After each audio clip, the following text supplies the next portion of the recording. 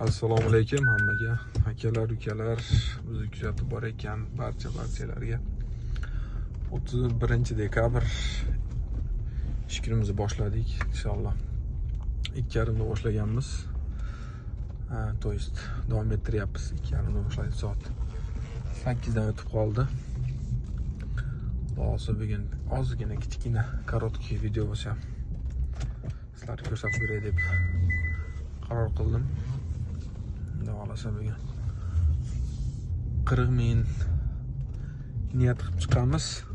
Olasa 12 gacha bir 20 ming, 22 ming o'lib kelsa 25 ming qilsak 12 gacha, 12 dan keyin yana bir 15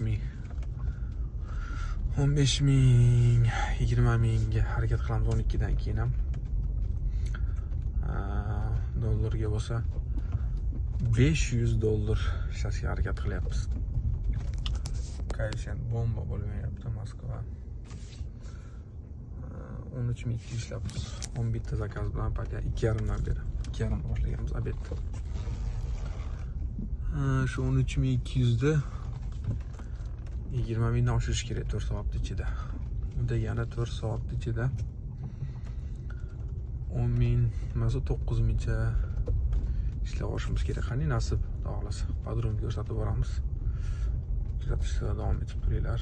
Like, podpiska, komment esdan chiqmasin.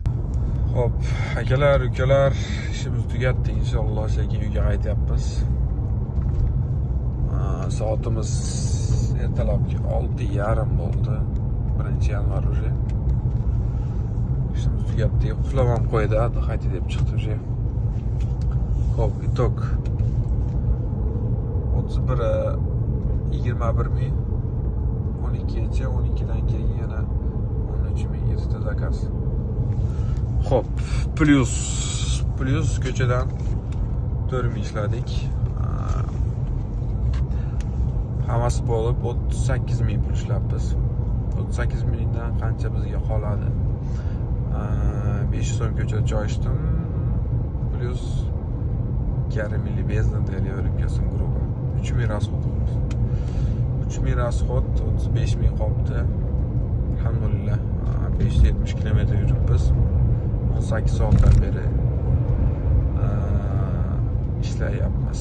To есть 17 soatdan beri mashina zavat bo'lib turibdi.